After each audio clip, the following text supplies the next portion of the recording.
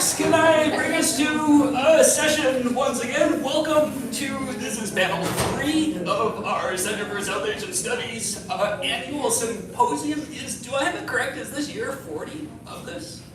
I think it's 39. 39. Well, when you have to come back next year, right, for the 40th, it'll be a big one. So we are tasked with the title of Futures Past here today, and we have 2 papers, and we have until 3 o'clock to finish them. So the presenters will take 15 to 20 minutes, and then we'll have some time for discussion.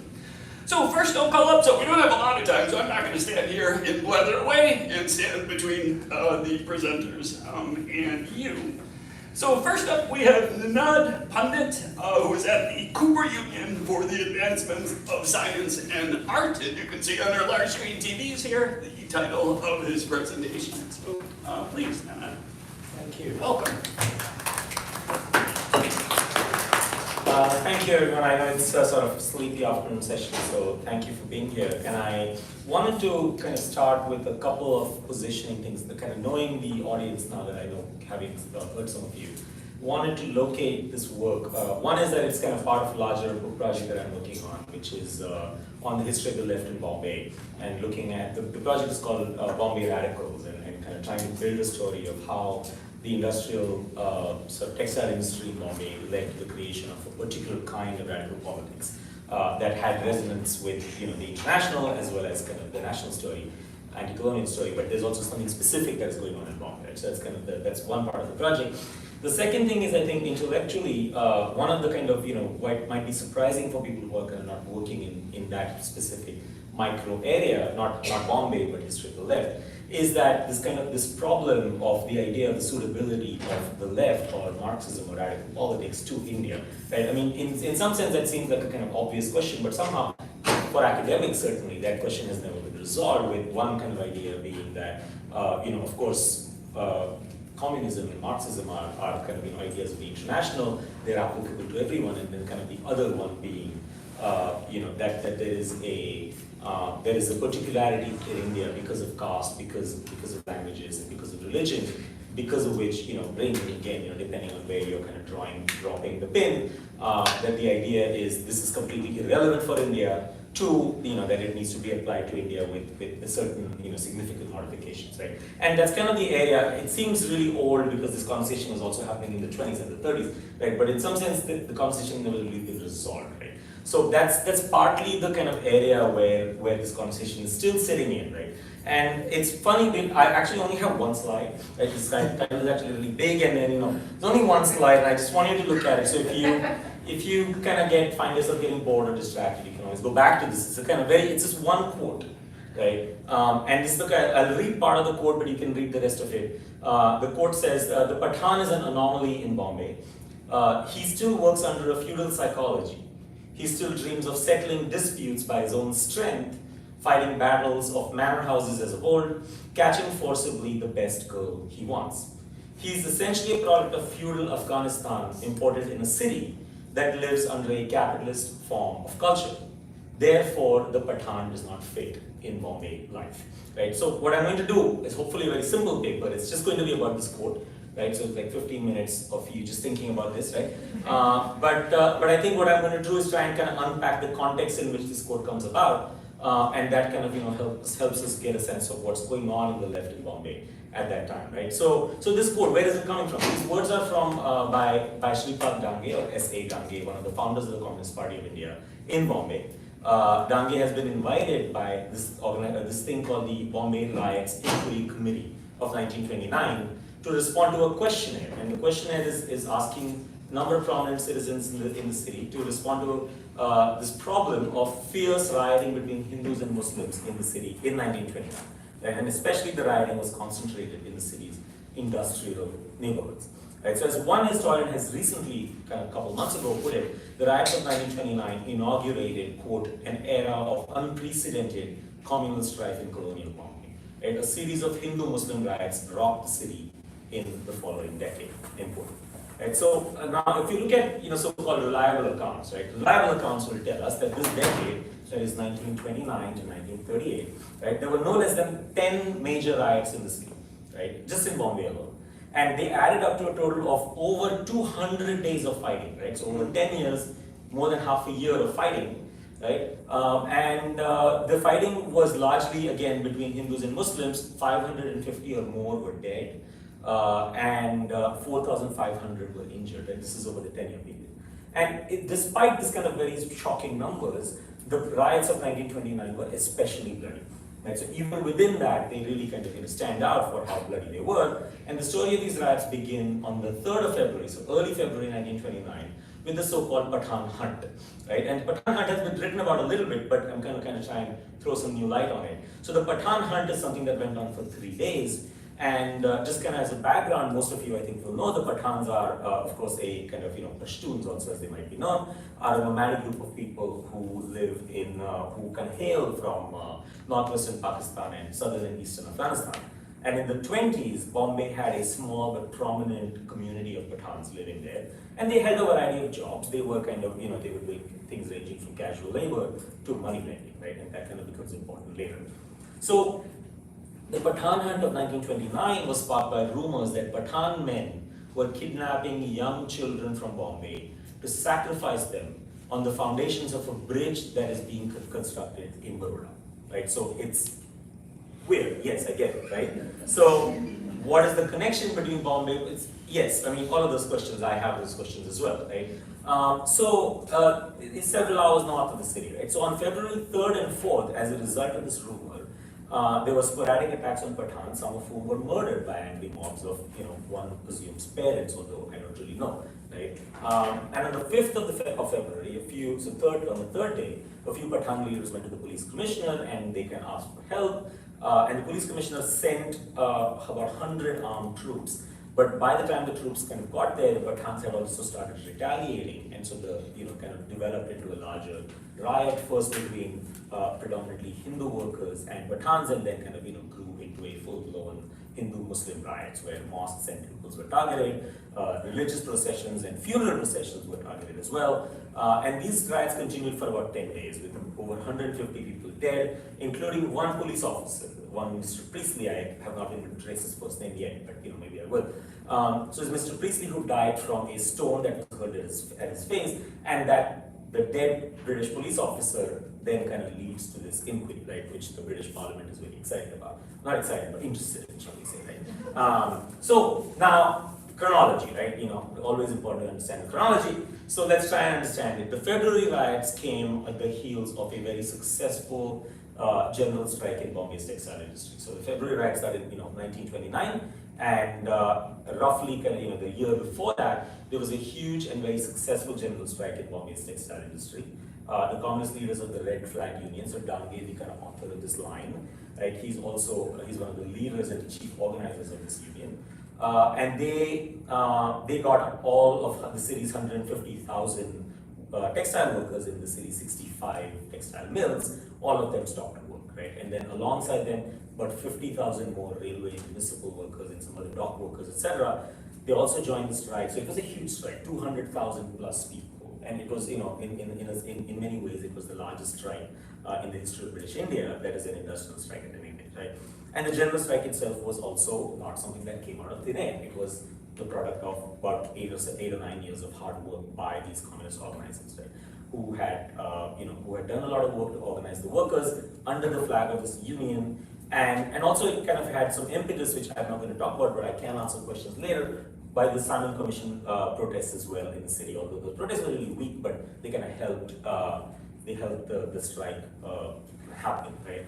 So now the success of the strike was so successful that this was the final push that the British government needed to sort of crack down on these communists, right? So they had been worried about this problem of communist insurgency for many years, starting from the early 20s, and they realized the only way to stop these communists was really to put away the top leaders, because that is a strategy that had worked in the past for them.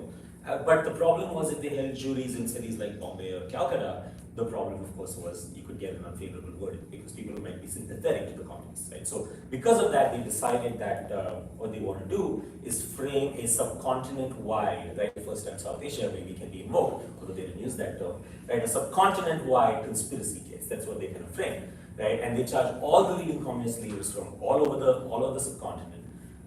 And they took them to this one garrison town where they would be charged for conspiracy against the crown, right? So in a concerted move across the city, 33 communists were arrested on March 20th, 1929, so just a few weeks sort of after the riots, right? And of these 33 communists, 13 were official members of the Communist Party as it existed then. 3 were British nationals with the CPGB, and from Bombay, there were a number of prominent communists, including Dange, SS Mirazkar, SV Khate, and the trial was to be held in this what I call a garrison town, what was Meerut at that point, right? Which is it was very far away from sympathetic crowds, but also away from family, away from donors, potentially people who might help. So that is actually quite an exciting story in terms of how the Meerut conspiracy trial plays out. But for the kind of purposes of this paper, and just to come back from that detour, Dange is imprisoned when he's writing this, right? He's writing from Meerut. And that's kind of an important location because Dange is also seeing his trial, because communist literature is banned in the country. He's seeing the trial as an opportunity to explain, because it's going to be covered by the press, he sees it as an opportunity for everyone in the country to start learning what Marxism. So he kind of stands at the docks and lectures what Marxism, right? And goes on for like 30 days or something like that. Didn't know there was so much Marxism.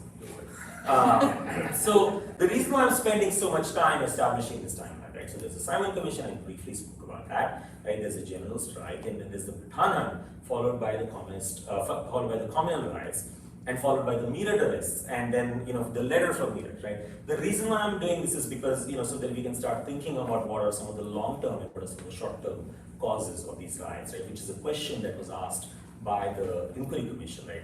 Explain the long-term reasons, the short-term reasons.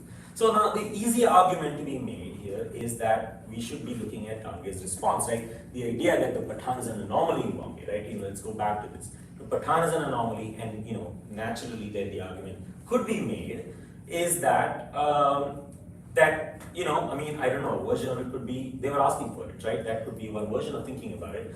The easy argument here to make could be that Dange's response should be seen in the context of a proper failure of the city's communists to account for religion and caste. That's kind of another argument that can be made, right? That they weren't really able to organize their workers except as Hindus or something like that. They couldn't account for Muslims and things like that. That's kind of another way of thinking about this, that there were aspects to their identity that were important enough that would cause them to riot, right? And were not taken over or not subsumed under the idea of a working class, right? Those are some of the kind of ways we can think about it. But rather than pointing to a mere failure on Dange's or the communists' part to account for religion or caste, what I would like to argue is sorry, I lost my place here. Right. So is that. But rather than pointing to the mere failure, I would like to argue that Dange's explanation was a novel attempt to frame a new kind of cosmopolitan proletarian worker in Bombay, right? He's trying to come up with a new way of thinking about what a worker in Bombay would be, someone who then would transcend religion and caste. So in the decades that follow, Dange and others would develop this idea of a cosmopolitan worker, right? And this idea would be seen as someone that is a worker that has built Bombay, right? And through the kind of history of the development of industrialization in Bombay, and through the language that they speak, which is predominantly Marathi, right? That Dange would then go on to build a new kind of working class identity. So that's part of a larger argument that I'm working on, where I try and connect the way in which Dange is framing this kind of idea of a worker, starts sort of here in this paper, and then goes on to what we now understand as the Marathi Manus, right? Dange is not framing the Marathi Manus, but kind of, that's the line that we can kind of start drawing, right? The Marathi Manus, of course, being the scary sort of, Shiv Sena Boon on the street, right? So now, but let's return to the months immediately following the general strike, right? So the strike officially ended in October of 1928, but the work stoppage continued in the following months till early February 1929, so just when the riots are breaking out. Right? And between that period, right, from the end of the strike to the beginning of the riots, there have been no fewer than 75 additional work stoppages. So strikes had the general strike had ended, but people were still striking. And the only thing was that there were only 2 of these strikes that had what Dange called a slight tinge of communal feeling. That the riots actually, these strikes had nothing to do with communal feelings or communalism.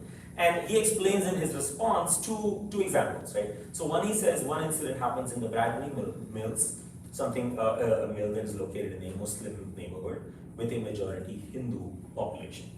So this is all from his response that follows either above or below this, right? And here during the strike, a Hindu head jobber was fired and was replaced with a Muslim head jobber, who then proceeded to recruit other Muslim workers, and that led to a fight. Right? That's kind of the first example he gives. The other incident was at the Mafatlal run New China Mills, which also had a Hindu majority working number of workers. And what happens there is that a Muslim worker from outside was hired as a head jobber, leading to high words and quote-unquote slight blows, right? And the employment of quote-unquote Muslim gundas by the head jobber to settle the dispute, right? So again, it takes on this religious or communal flavor, and then people fight and then they strike, right? But it's important to note in the second case that the workers come up with a settlement, and the settlement includes this Muslim head jobber being replaced by another Muslim head jobber. That's what the workers want, because they want to be seen as not being communal, right? So that is something, this is a question that the workers are also thinking about. This is not something that only academics are now thinking about today, or Dange was thinking about in his in his job back home, right? This is a conversation that workers are engaged with. It's not coming out of nowhere, right? So Dange is arguing that the Hindu-Muslim tenor that was given to such minor internal squabbles was actually exclusively a product of the press. That was just the yellow journalism that was producing this, and it was also the capitalist employers who wished to divide the working class, and especially the feelings of wrath and revenge of rival textile union, especially NN Joshi, that was rival in the textile business, unionizing business, if I could call it that. Right? And that union, after the success of Dange's general strike, was really floundering. And so in some sense, he's framing this as a problem of the press, the problem of the capitalists, and the problem of these rival unions. And he basically argues that it was these entities who had also pushed this Pathan hunt into a full-fledged communal riot.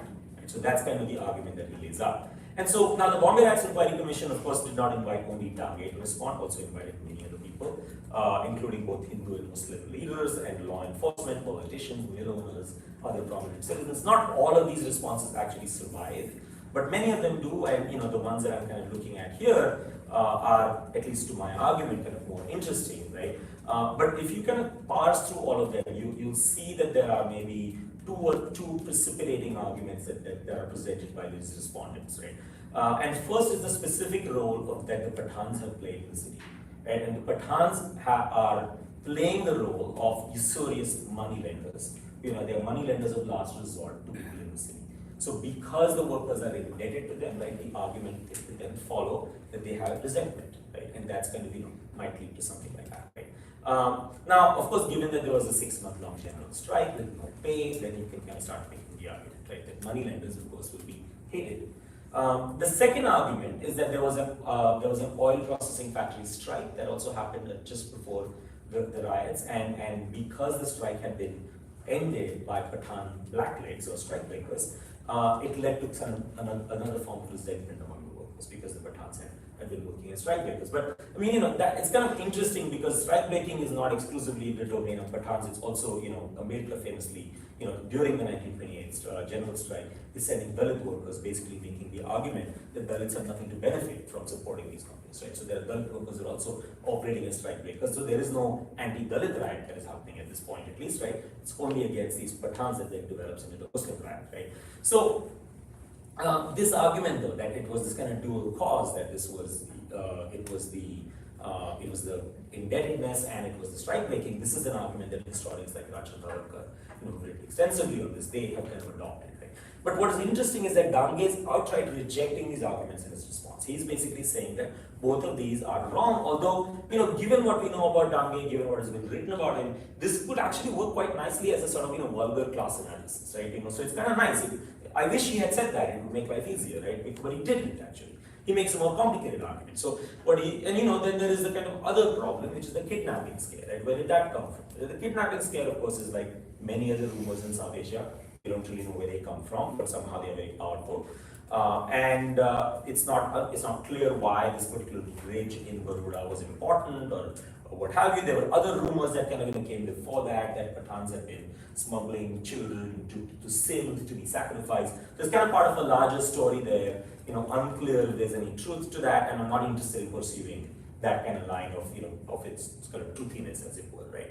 So, but what we know is that there were no real named victims of these kidnapping, right? There were no witnesses to the kidnapping. Maybe the only thing that was available was that one group of Pathans had dragged away a young pickpocket because the pickpocket had been caught in the act. That is kind of the only kind of tangible evidence that one finds. There might be more, I don't know, but I don't think that there is anything that can be found at this point, at least, right? So maybe that kind of led to the imagery, but again, where does Baroda come from? Where is the bridge? Unclear, right? So now what Dange is now placed in this kind of difficult position of acknowledging that the riots were mostly industrial workers, right? People that he was supporting and he was organizing, while arguing, but he has to argue that they are not acting in their capacity as workers, right? Because that would be a problem. So he's arguing that they are not acting in their capacity as workers when they are rioting. In other words, he has to make the argument that the working class in Bombay is sufficiently mature and organized so as to not be primarily motivated by things like religion and faith. But this explanation will only work if the Pathan hunt and the riots that followed it were distinct events, right? With the different genealogies. The first one, who knows where it came from? And the second one came from yellow journalism, right? That kind of argument might work, but that, if the Pathan hunt was some sort of class conflict that was then exploited by yellow journalism, capitalist and rival trade unions, so those kinds of arguments Dange is already rejecting. So, right, so what do we have? What are we left with? Instead, what he's doing is he's framing the Pathan as an anomaly, right? Okay, he's framing the Pathan as an anomaly, someone who has no place in Bombay. Right? And someone who refuses to learn the rules of life here, someone who is antagonizing the working class through his actions and holds on to obscure tradition that have no place in the modern city. Right? So what he's doing is he's defining the Pathans as outsiders with no loyalty to the people who are living there, no loyalty to the language, no loyalty to the customs of the place, right? Interested only in a distant culture and in an interest in extraction. Right? And again, you can actually start thinking about similarities that happen, even within the, anti-Semitic arguments that are being made, right? There are a lot of parallels that, one can kind of look into here. But what this explanation does is it allows it to redeem the working class because, they are not operating as workers when they are rioting, right? And so, just to kind of quickly, what is happening with the other respondents, right? So Hindus are, of course, there's Hindu respondents, there's leaders of the Muslim League and Khilafat leaders who are also responding. For the Hindu leaders, the argument is clear. What they are saying is that, the Hindus are at the risk of being reduced to this category of non-Muslims by the Simon Commission. That they are no longer, they are kind of, a majority minority in the country, right? They are no longer part of any protected group. So that's why this is a problem, and the Muslim leaders are so paranoid about Hindus that they kind of encourage their followers to riot. That's a very straightforward argument that they make. And for people like Shaukat Ali, who are leaders of the who are leaders of the Khilafat movement, he's making a very interesting argument. He's saying that the attack on Pathans make perfect sense because the Pathans are the strongest Muslims in the city. Right? So the trade unions naturally go after the strongest Muslims in order to weaken all Muslims in the city. Right? So therefore, the attack is completely part and parcel. They are connected to each other and they make perfect sense. Right? So that is essentially the argument that the Muslim leaders are making.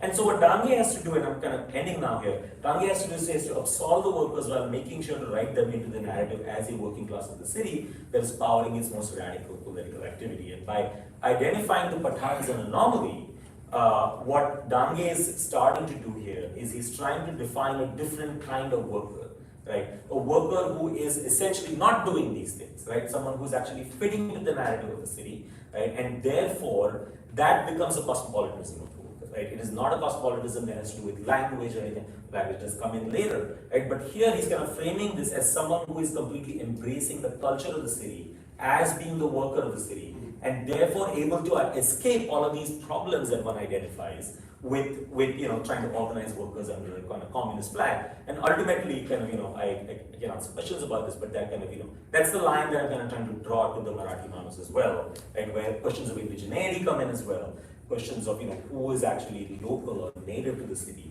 and what right do they have compared to other people who are coming from outside, and whether they have any claim with the culture of the city and building the culture of the city as well. Thank you.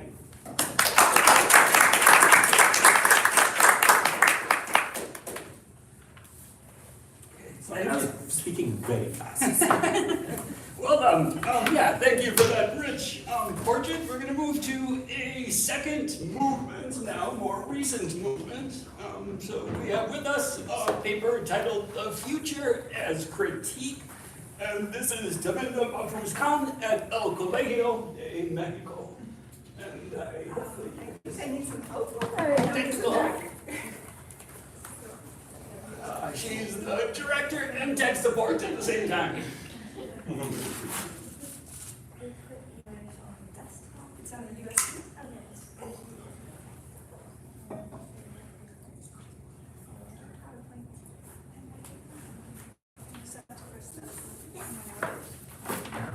Okay, yeah.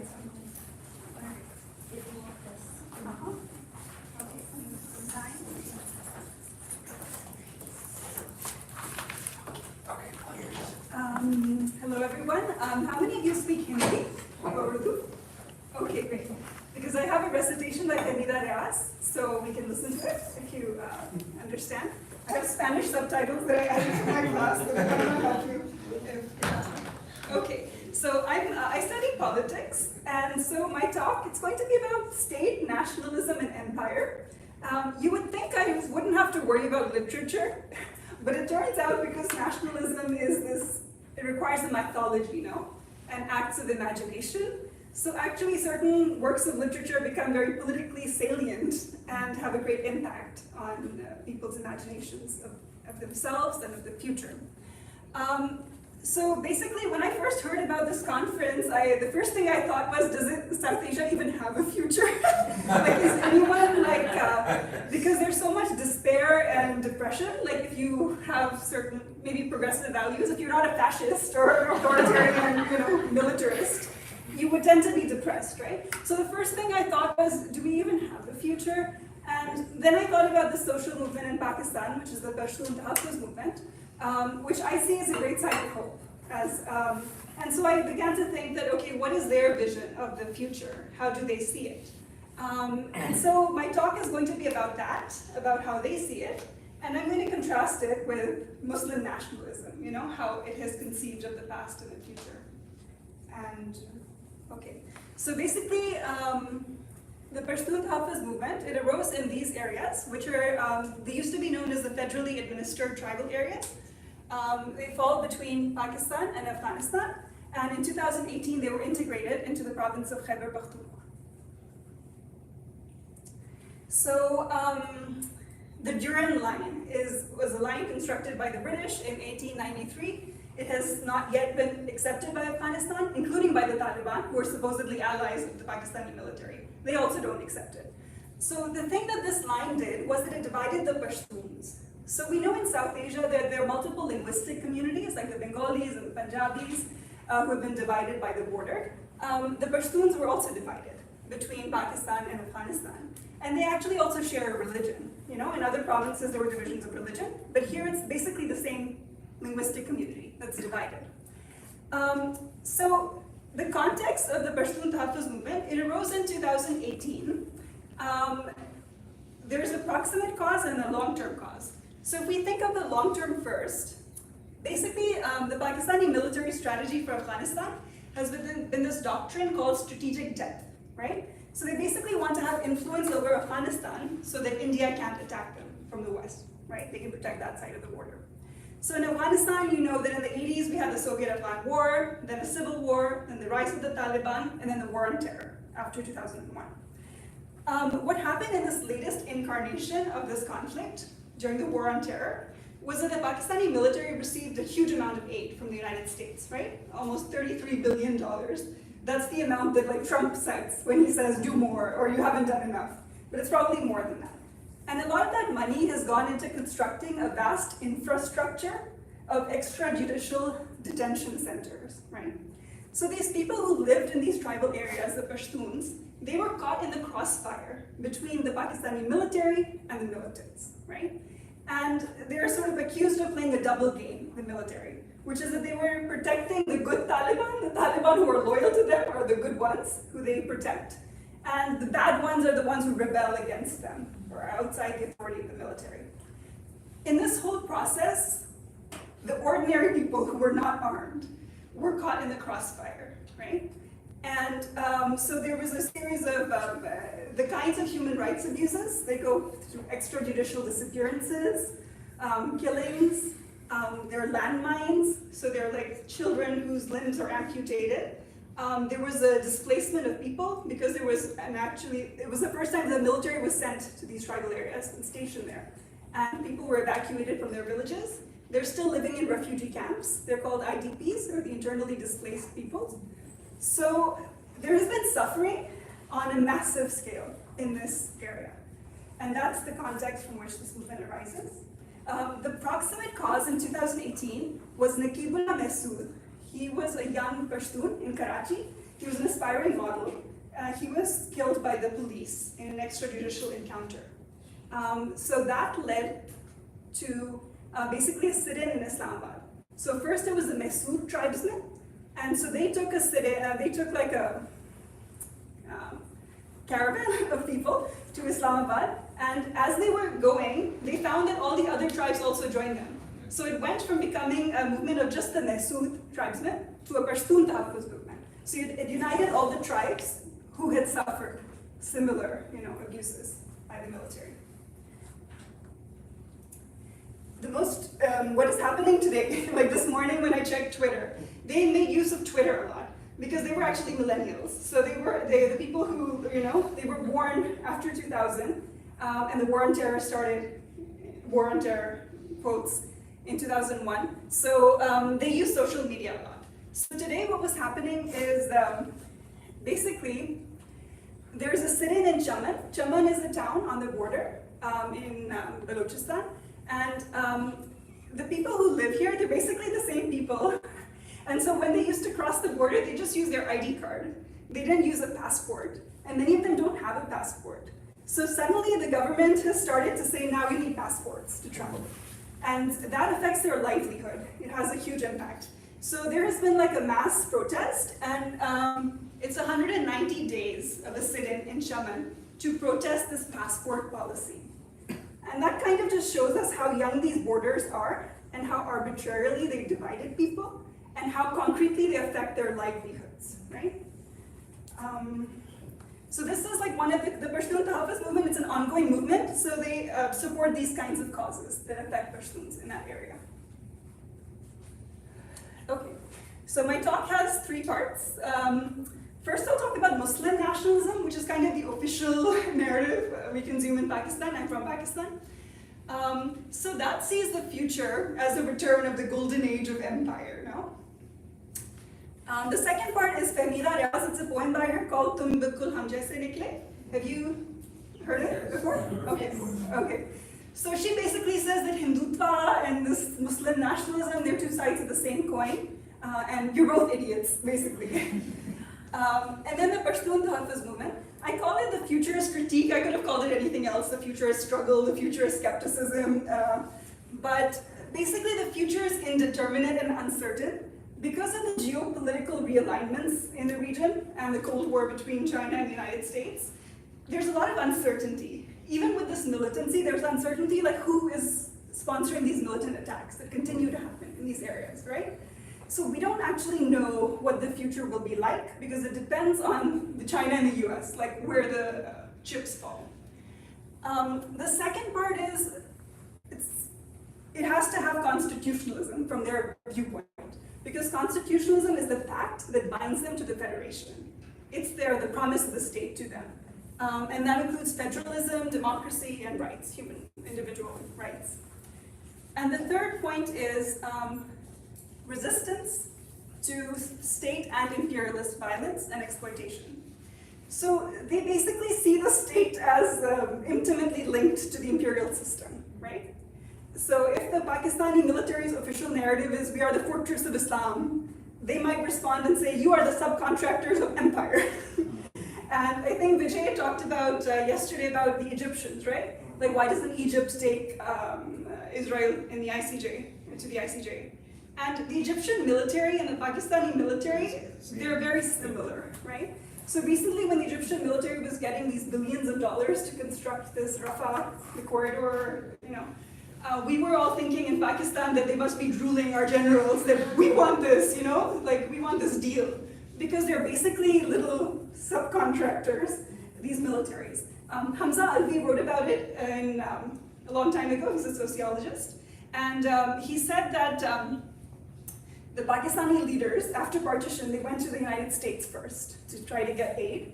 And initially there was no interest. The interest started with Mossadegh nationalizing the Iranian oil. That's when they became interested in Pakistan as a regional policeman, kind of. So that's how it's been functioning, the structure of this state and the military since 1954. And this movement kind of mainstreams Hamza Alvi's critique. It's like taken it to the masses and publicized it. Not in academic language, but in popular language, this is more powerful because it's tied to culture and values and stories and emotion. So, okay, so the first part, Muslim nationalism in colonial India. So in this nationalism, there was, we all know about like how the British had a tripartite view of Indian history, right? There was a Muslim period, Hindu period, Muslim period, and then we are here, and we're the good period. And broadly, we also know from Peter Gay's work about the Enlightenment, that the Enlightenment philosophers also had this kind of periodization of their history, with going to classical Greece, and then the Dark Ages, and now is like, the period of Enlightenment. So Muslim nationalism also has this kind of tripartite division, and the Golden Age is the early period of Islam, when it comes in Arabia. And then we have the early Muslim conquests and empire, and the spread of Islam. Then there was like a middle period of stagnation and decline, right? That kind of is also the part where we would have resources for coexistence with Hindus, the whole like middle part is when they were living together, right? So if they study the institutions of that part, we would have some resources. But what happened during the 19th century was they stopped studying, what came immediately before, they stopped studying that. And they went in conversation with Orientalists to the early period of Islam, right? And then the current period is of reform and renaissance. So there's this idea of the Golden Age. Oh. It might actually work, I don't know if it's a... Okay, so on the left, if you look first, Ali Usman Qasmi, he has an article, it's called about a master narrative of Pakistani history. And basically a lot of people have talked about this, the state's ideological construction of history in Pakistan. K.K. Aziz wrote The Murder of History. Aisha Jalal talked about the construction of Pakistan studies as a category instead of history. And what Qasmi does in this article is that he says that it started in the 19th century. That what eventually became the official narrative of Pakistani history was the self-understanding of the Muslim intelligentsia of North India, starting from the late 19th century. So examples, that's why your literature becomes important. So an example of this is Hali's Mossadegh, the Mossadegh-e-Hali, which is about the rise and fall of Islam. So it has this idea of the Golden Age, and then we lost power, and then we wanted, how do we get it back, right? So the Hindu intellectuals were also doing the same thing. So the Bengali writer Bankim Chandra Chattopadhyay wrote Anandamath, right? Which eventually became co-opted by the Hindu right as this foundational text. And Kabir Raj talks about it when his paper, Imaginary History, right? So these imaginative reconstructions of history were very important for the construction of these nationalisms, right? And they're kind of mirror images of each other, these two. So this like dimag ka fitur or like virus, like they both have it, where like empire is a good thing. We were good and we were proud and proper nations when we had empire. The state is an embodiment of the community's values. So the state is also like a good thing. So we want to capture the state to capture our pride and glory and our values. So there isn't much critique, And also because they were writing during the colonial period, there isn't much criticism of the British either. The British are portrayed in these texts as good, as a force of, progress and technology and science. So if we just learn from them and then capture the state, and then we can regain our glory. So basically, they're both this kind of mirror image reversed. This is a stanza from Hali. So he says, the government has given you all kinds of freedom. The British colonial government has completely opened up the roads to progress. From every direction, these cries are coming. From prince to peasant, all men prosper. Peace and security held sway in all the lands. No caravan has its way blocked. So it's a celebration of the colonial. So these are the resources we're working with and that are still, dominant. So basically, these ideas of nationalism, they reflected the high culture of the Indian Muslim and the Hindu elite at the center, right? They're emanating from the center. So in Pakistan, it became this focus on Urdu, Muslim, and Pakistan, right? This equation. What I think Vijay, in his talk, he talked about single worlds, right? Rather than the multiplicity of worlds. And so this Hindutva, call it Hindi, Hindu, Hindustan, is kind of a reflection. It's the same. So Iqbal Shikwa and Jawabi Shikwa are also kind of examples. I'm not going to do all of it, just the part in yellow. So basically, it's about the early period of conquest and empire, and again, glorifying it, right? So it's talking to God. So Shikwa is a complaint to God, and Jawabi Shikwa is God's response to the complaint. And the complaint is, why have we lost power and empire? And so he says, right here, the Seljuks, the Turanis were settling in, and so on. But who lifted a sword for your name? The affair that had gone awry, who fixed it up? So he says, we were alone in arranging your battles. Sometimes we fought in deserts, sometimes in seas. Sometimes we gave the call to prayer in the churches of Europe, and sometimes in the burning deserts of Africa. The glory of the world holders was not pleasing in our eyes. We recited the kalima in the shadow of swords. So this imagery of like swords and conquest, and so basically of this North Indian Muslim intelligentsia, people who have studied these works of literature, have said that it wasn't Indic. There weren't references to sort of their location within India in the social fabric of it, but it was an understanding rooted in a sort of continuity with an imperial past. The reason it has the repercussions is that it's an essentially conservative vision that sees empire as good, so can very easily be co-opted. So in the Jawabe Shikwa, this is God responding. So he says, now he's giving the reasons why you lost empire. And he says, somehow you are Sayyids, you are Mirzas too, you are Afghans too. You are everything, tell me, are you Muslims too? So there's the kind of a tension between being Muslim and being all these other things, which are local identities. And if we think about it, South Asia is a composite of different linguistic communities at its base, right? That's the constituent element of South Asia. And within this, and this is basically the ideology of the Pakistani state, that if you're a Pashtun nationalist, that you're somehow an enemy of the state, or if you're a Baloch nationalist, you're, a suspected traitor. And it has very deep roots in the intellectual tradition of the North Indian Muslim intelligence. Okay, Femila, do we have time? I'm going to finish in 3. 3-4 minutes. Yeah. But there's still more. So I'm going to play a little bit of it. Then. Okay.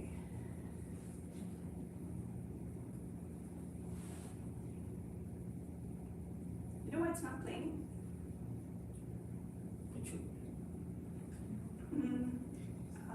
If you click forwards, then it should play. Oh, I have to click forward.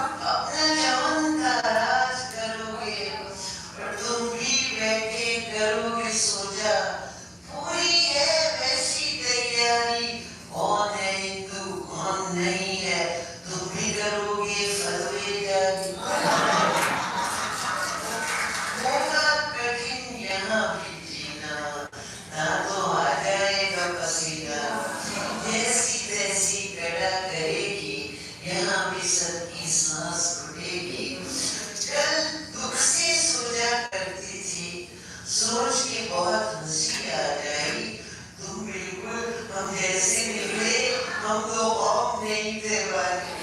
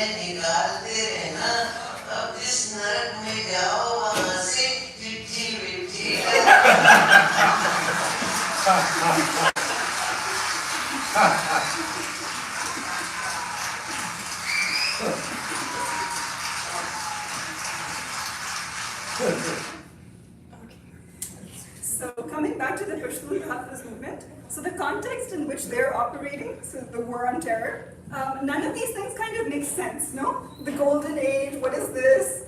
The stagnation and decline, progress, this whole narrative of Muslim nationalism, it sounds kind of nonsensical when you have so much suffering in your immediate environment. So the two main leaders right now of the movement are Manzoor Pashtun and Ali Wazir is another one. And this is him addressing a rally. So he said it took us tribals 30 years to find out that we fought the Russians not for Islam, but for American money. And Ali Wazir, this is an excerpt from a letter he wrote to General Qamar Javed Bajwa from Karachi Central Jail. He was in prison for 2 years. He just recently was released. So to write a letter directly to the chief of the army is a big no-no in Pakistan, right? So that's what the Pashtun Tahafuz movement has done, and it's crossed those red lines. The military had kept everybody nicely imprisoned and caged within this permitted criticism and non-permitted. Naming an army chief is non-permitted, and he did that in this letter. So he says the entire country is on the brink of disaster from the imperialist war of the last 40 years. The young workers of the war-torn and troubled areas are forced into slavery in the Gulf. Due to constant war, unproductive spending, and the occupation of resources by the military and civilian ruling class, in the country it is not possible to create a people's democratic state. And Pakistan's entanglement in the recent US-China tussle and the outbreak of a new Cold War pose severe difficulties for Pakistan. On all these matters, democratic decisions must be made. History will never forgive the decisions that are made in advance and cantonments. He's a card-carrying member of a socialist party, the Awami Workers' Party, but PTM itself is, it's not Marxist per se, it has people from all different strands of politics that are part of it. But he is somebody articulating an anti-imperialist and anti-militarism critique and publicizing it. So basically what they're doing is they're deconstructing the past state narratives for a skeptical present, right? So they draw on multiple legacies. One is the legacy of Bacha Khan, who was known as the Frontier Gandhi. So his legacy of non-violence. And that kind of goes against this idea, the colonial construction of the Pashtuns as a warrior class, you know? Because they have this legacy of non-violent civil disobedience and Bacha Khan's work. And they draw on that. And then they draw on the idea of the Laro Bari Afghan, which means that we are Afghan, whether in the lowlands or the highlands. So the highlands are Afghanistan, lowlands are, so both sides of the Ural line, we are Afghan. And they use this to criticize the garrison state, the military-run state, and imperialism, as well as rights abuses. And imperialism by all sides. So, you know, they criticize the Taliban, as well as the Americans, as well as the Soviets, because they are trying to speak for the local people who are caught in the crossfire and are being killed by all different factions. Their most popular slogan is "Ye jo dehshatgardi hai, iske piche vardi hai." So this terrorism, behind it is the uniform. Because it has been the policy of the Pakistani military to use militant groups as, what are they called? Proxies, yeah, strategic assets, they call them. And they call the civilians who are killed as like collateral damage, right? Their own civilians. So this has kind of become a mainstream slogan now. So they talk about stopping the Pashtun genocide. So the Baloch activists talk about Baloch genocide. They've also used the term because they said that these 40 years of imperialist wars have led to an essential, in effect, genocide. Okay, even if not intentional. Landmines, missing people. Okay, I'm gonna wrap up. This is a little video, but I won't have time for it. He basically talks about the state within a state and says that if it was just Islam uniting us, we would go to Saudi Arabia and form a state with the Saudis, no? That this people from Pakistan, the center, they're not our aunts or uncles, you know? It's a constitution. It's a constitution that binds us to this federation, and that's what needs to be honored. This is this song of one of the most popular anthems of the movement, Da Sangha Azadida. I'll play a little bit, but I'll stop it. Okay, so basically the refrain in it is Da Sangha Azadida, which means what kind of freedom is this? And the lines are, our homes keep getting destroyed, Pashtuns keep getting ruined, revolution, revolution, inqilab, inqilab. And because they refuse our human rights, it's time for a glorious uprising. Our women keep dying, they violate our women's privacy, our young men are being killed. Your policies have brought suffering to our children, chains loop all around us, you are deaf to our voices. Right? One of the interesting things about this is that if we look at the work of even the critics of Muslim nationalism, like Riots and Marxist poets like Fez, they often use we, right? Like we will do this, and then there's the oppressor. But in this song, they say you have done this to us. You know, there's a you and an I, and we are not the same, right? It's your policies that have brought ruin to us, that have killed our women and our young men.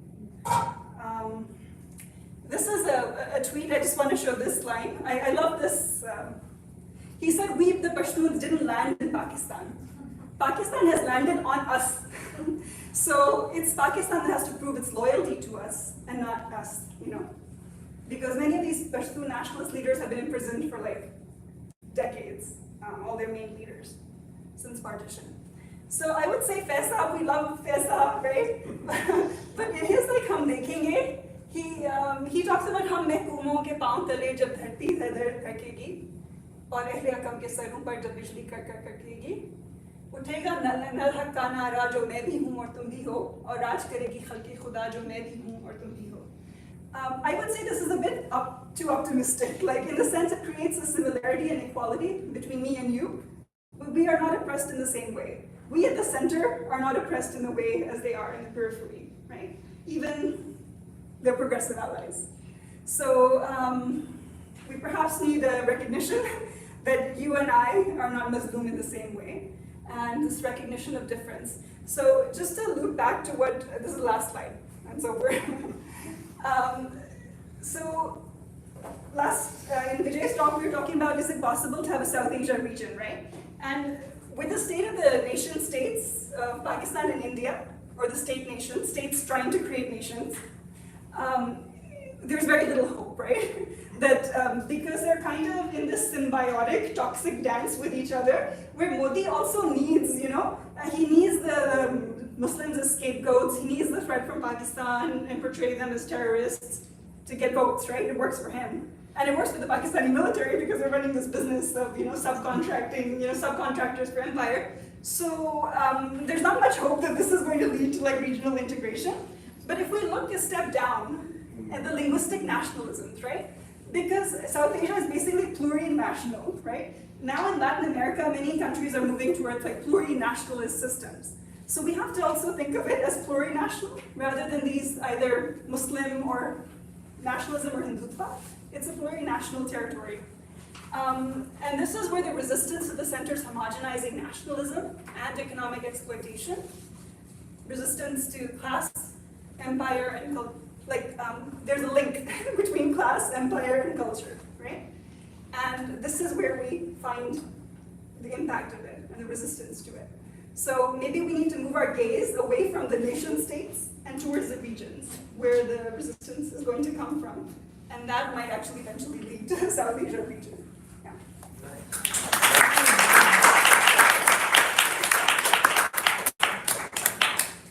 Thank you so much.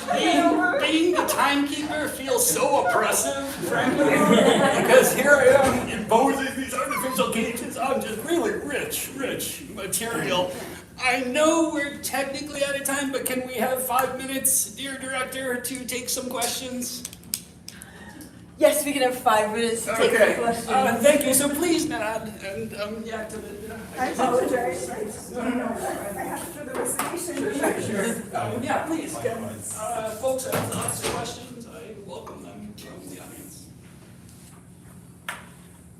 Yes, please. Nobody else has a question. Okay, by the way, it's very well put together. There is a story of the Pathan or the Pashtun. It's very interesting, this kidnapping idea.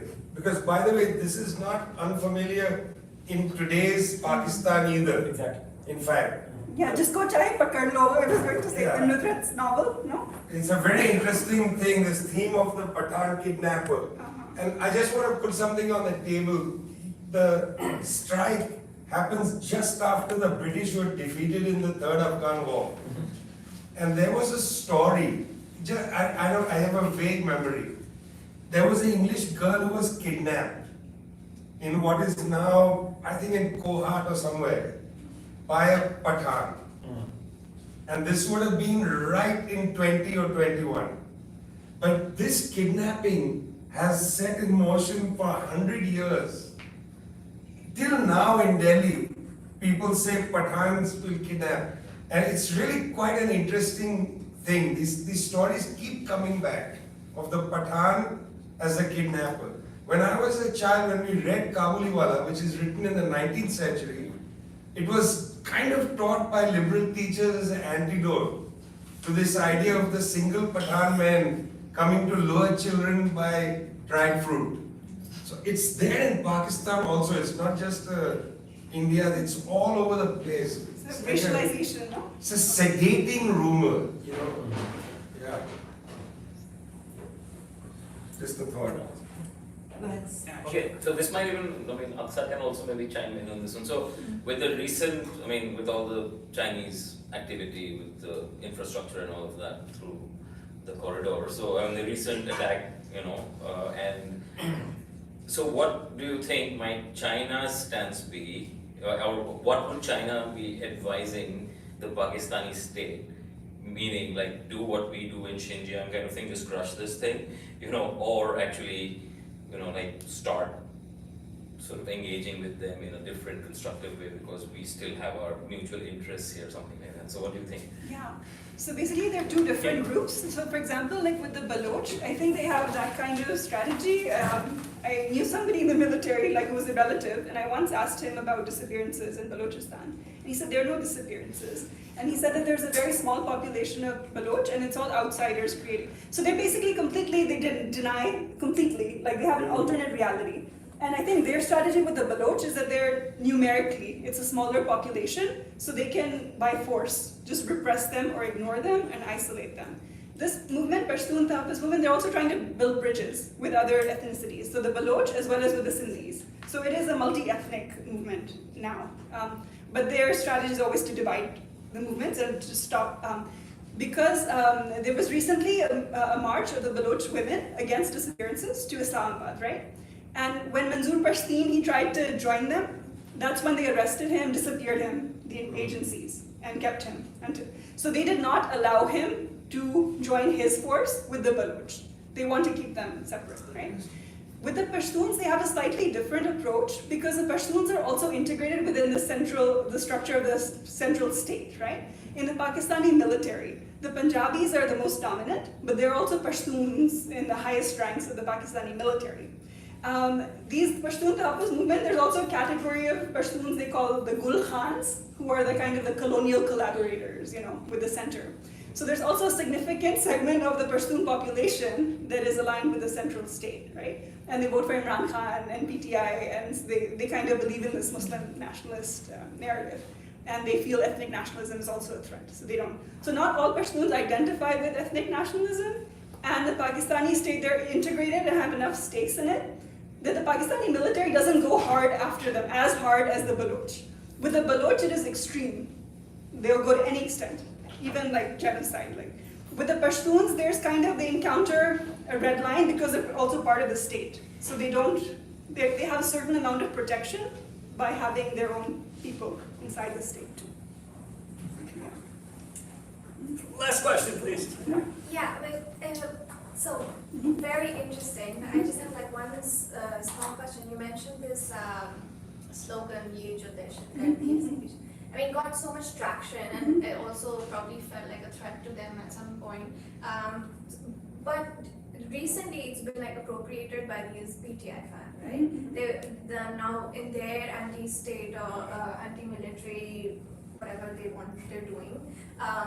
So do you not think that is in many ways taking attention away from PTM in the recent last year in many ways because of how the Pashtun youth may also have been divided along these sort of because there's so much confusion as to what is happening to Imran Khan and whether supporting him is also the same thing as Yeah.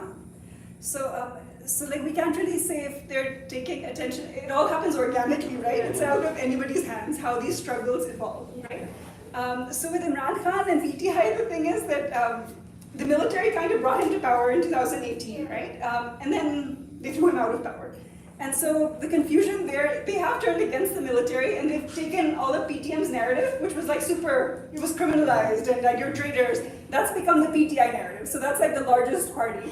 And they are very much, they have these Twitter accounts of Pakistani Revolutionary Army, and it's a lot of defamation of the military. So they've gone hardcore against the military. The only confusion about that is that does he want the military to just bring him to power and create a one-party system and eliminate the other politicians? Or are they truly against, so it's more about why did you not support us and give us your support instead of these other politicians who they consider corrupt and they want them eliminated? Or are they truly against the military's power and control over resources and domination?